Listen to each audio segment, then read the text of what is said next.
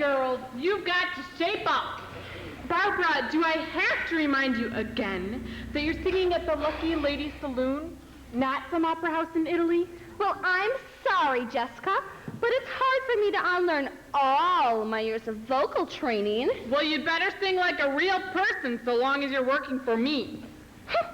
Carrie, am I mistaken, or did I actually hear some words coming out of your mouth?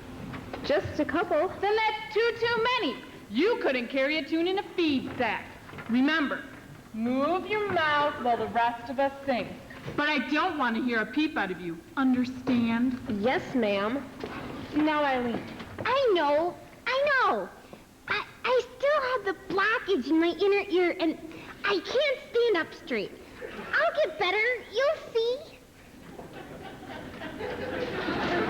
What are you all standing around for? Mingle with the customers. Encourage them to order more drinks. You know what to do. What do you fellas have? Oh, nothing, thanks. We don't drink liquor. Nobody in Lucky Lady drinks liquor. Reverend Blessing's wife, Sadie Blessing, got the mayor to outlaw it. It wasn't like this in the old days, I can tell you. I got sarsaparilla and root beer. Well, in that case, all of us sarsaparilla. Make that two. Got it. Nice going, Jessica. I could be better. I can't believe these gals were the best you could find, Colt. Barbara Seville, who thinks she's an opera star. Eileen Dover, who has a permanent tilt. And Karaoke, who when she sings sounds like a scalded cat. Oh, don't worry about it, Jessica. Nobody's paying any attention to them. You're the star of the show. Besides, we won't have to put up a front much longer. You mean you're ready Let's go outside. Hey, you been cheating. I'd like to see you prove it. So what's the plan?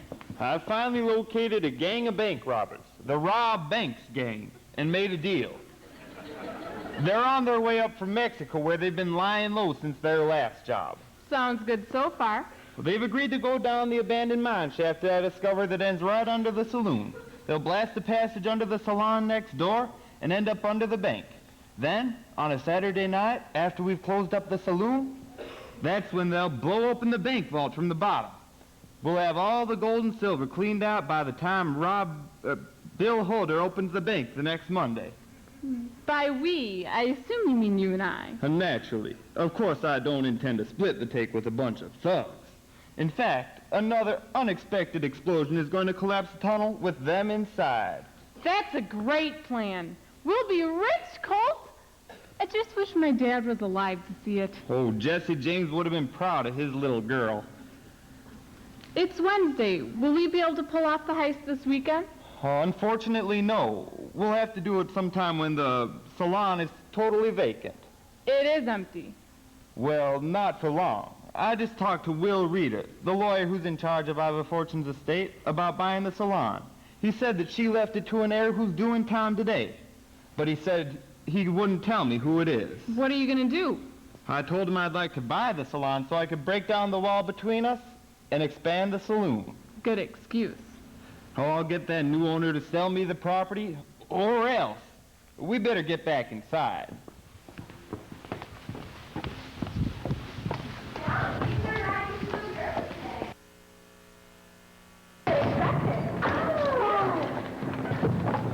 Hey, Jessica, come have a root beer with us. Don't make the customers happy. Right. Sure, Smitty. My gullet's a little dry. I'll have a root beer. Hey, Philip, fill up glass. A root beer for Jessica and a few more for the rest of us. Coming up. So, Bob, things get too wild and woolly for you over at the barber shop? You kidding? Not hardly. I work at the barber shop. It's pretty cut and dry. Besides, business is really slow right now. Finally got bored, so I gave my assistant a wave and departed company. If you need some extra work, come and shoe some horses for me down at the blacksmith shop. No, thanks, Smitty. I already see enough horses' backsides where I work. If you're really hard up for customers, you might try doing women's hair. Since the beauty parlor closed, we gals are getting desperate. Come on, Jessica. No self-respecting fellow would be seen combing, cutting, and styling a woman's hair. It's unmanly. It may not be manly, but if we didn't learn to style the ways we wear in our plays, we would have been in trouble. Every character we played would look like he had a mop on his head. Suit yourself, Bob, but you're passing up the chance to make a lot of money. I'll be right back. Well, hello, strangers. I haven't seen you and Lucky Lady before. Here's your drinks. We're new in town. It's our first visit. Oh, you'll be seeing quite a loss from now on. Won't you join us, Miss? Okay, karaoke. My, what elegant manners. Around here, the only thing the guys let us saloon girls sit on are their laps. If we let them. Well, if you're here to stay, I suppose you'll be looking for jobs? Actually, You might check with Rhoda Steed, over there. She owns her own spread, the Double Bar Ranch. She bought it after the convent had to sell it and relocate. Oh, wait. You mean the church had a ranch for a convent? Yeah, when the sisters owned it, they called it the Bar Nun. Boy, those gals could really ride. When they galloped through town, all you could see was a black and white blur. Well, it's Rhoda's now. That's her cook, Russell Grubb. I'm sure Rhoda could use a couple extra ranch hands around the place. Well, gee, Carrie, I wouldn't make a very good cowpoke. I mean, I couldn't really see myself slapping around a heifer all day. You're cute. You're not so hard in the eyes yourself. From what I overheard, I gather that the men at the next table are a barber and a blacksmith. That's right. That's Bob Burr, and that's Smitty Black. I see. And the men over there? Well, that's R.I.P. the Undertaker. He comes in when he needs cheering up. Poor R.I. feels low a lot. That's Bill Holder, our banker. And that's Levy Fines, our judge. I see. I want to get to know the regular customers here because... Excuse me. I'm sorry to interrupt, but Carrie, Jessica sent me over to get you so that we could work on the new lyrics, so that you could mouth them correctly. Well, there you go, being gents again. You're gonna spoil us. Melody Plunkett, this is... I didn't catch your brands, fellas. Clarence Rollins, Miss Plunkett. Your servant. And Roger Gaines, pleased to meet you. Oh, and you. Both of you. I sure enjoyed your piano playing. Oh, thank you. Actually, I came to work here only after the saloon was forbidden to sell liquor. Otherwise, it wouldn't be proper. I am also employed to play the pump organ at the local church. In case you can't tell, Melody here's a well-brought-up young lady. But we like her anyway. The lyrics? Oh, yeah. Excuse us, gents. It was nice meeting you. Shall I compare thee to a summer's day? You think I'm bright and sunny? Not you, dunce. I was thinking about Melody. She's pretty, but Carrie is more my type. Cute and sassy. As Shakespeare once said, alas, alack, she has stolen my heart and won't give it back. I don't think Shakespeare ever said that. Are you sure? It sounds like something he would come up with, doesn't it? It's been fun, but I need to circulate. Hey, Will! Wanna buy a girl a rip gear? Maybe later, Eileen. I have some business to take care of first. Are you Will Reeder? Sure am. You must be Clarence Rollins. That's me. And this is my pal Roger Gaines. Hi. Please join us. What Will's doing with those strangers? I have no idea, and it's a cinch he won't tell us. One thing you have to say about Will Reeder is he's serious about client confidentiality. So, you made it to Lucky Lady right on schedule, I see. Yes, sir. Our train arrived just a little while ago. We followed the directions in your letter and came directly here to meet you. You accompanied Mr. Rollins to Nevada. My whole acting troupe did. Roger here is a fellow performer. The ladies in my troupe are still back at the station keeping an eye on the luggage. We got trunks full of wigs, props, costumes. Yes, well, since Mr. Gaines seems to know about the business at hand, I assume you have no problem concluding the arrangements in his presence. Gosh, no. Roger's my best pal. So be it. You have the will I sent you? Oh, yes, sir. It's right here. Then we best get down to the courthouse so that you can file the proper ownership papers so you can take possession of the establishment immediately. Then the Lucky Lady will be all Clarence's, right? Indeed, it will. You made a joke. Indeed, it will. The deed to the property? Get it? No? That's very amusing. I assume you've told the folks who are running the business that I'll be taking it over? Running it? Currently, there's no one running the business. I don't understand. I got the feeling that the gentleman at the bar was managing the saloon. That's Colt Revolver Jr. He appears to be a gentleman, but if he's crossed, he can be a real ruthless son of a gun. You're right, Colt does own the saloon. Wait, I'm confused. You're not the only one.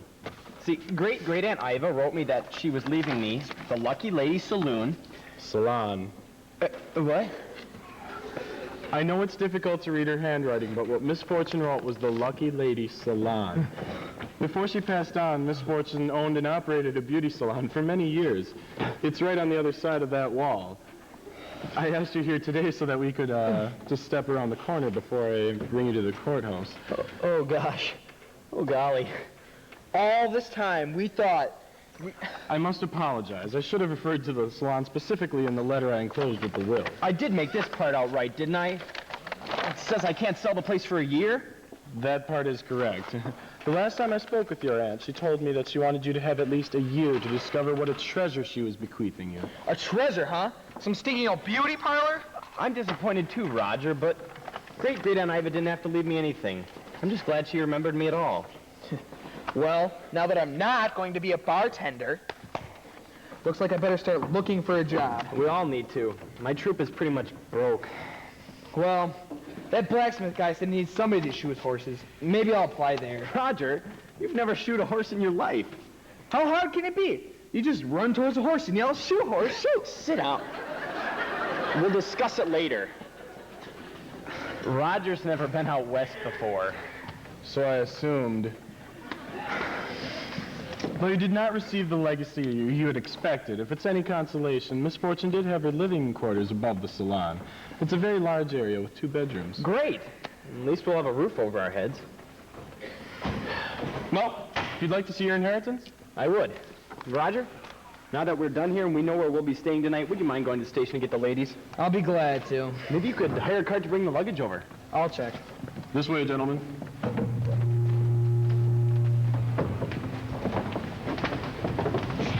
Fast work, girls. Yeah, real fast. What?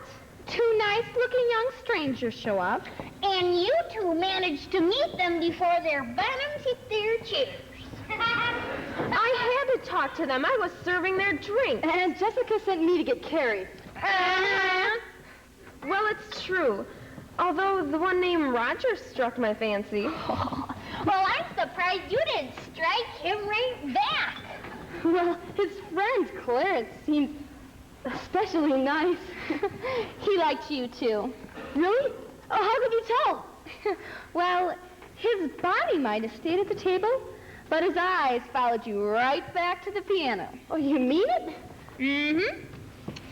I'm surprised his peepers didn't pop right out of his head and bounce along behind you. Well, golly.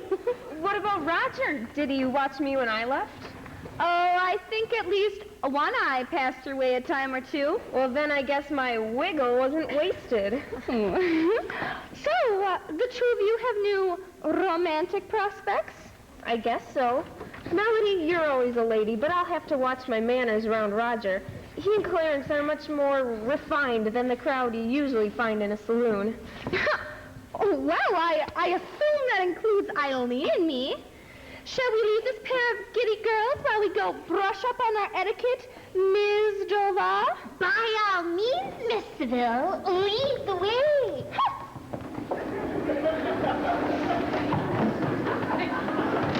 Hey, Russell, what's with them gals with their noses up in the air? They look like they're walking around a pigsty. Beats me, Rhoda. I washed up before I came into town. Just to go to a saloon? I didn't bother. I can tell. Hey, Barbara, bring us another round. All right, Rhoda, keep your shirt on. Hey, Philip, I need another round for Rhoda and Russell. You know, just once I'd like to catch her in front of a horse trough so I could shove her in. So how are things at the funeral parlor going for you, all right? Business is down. Since you sent all the outlaws in this area off to the federal penitentiary, Judge, we don't have the shootouts and such like we used to. Well, I'm glad of it. Lucky Lady's getting a reputation as a good place to live. More folks are settling in the area. And more new homesteaders must mean more loans from your bank. Hey, Bill. All right, I've got a vault full of money just ready to be put to good use. Now, Rhoda, be careful not to spill any. You'd hate to accidentally make a clean spot. When I want your advice, Miss Marty Mo, I'll ask for it. And you, one of these days, you can find yourself without a job. Oh, Rhoda, you're all wet. I wish. Hey, Barbara, can you come back over here for a minute? I'm ready for Carrie to try the new song. Did you hear what Bill said, Colt? The bank vault's full of money. Not for long, Jess. Not for long.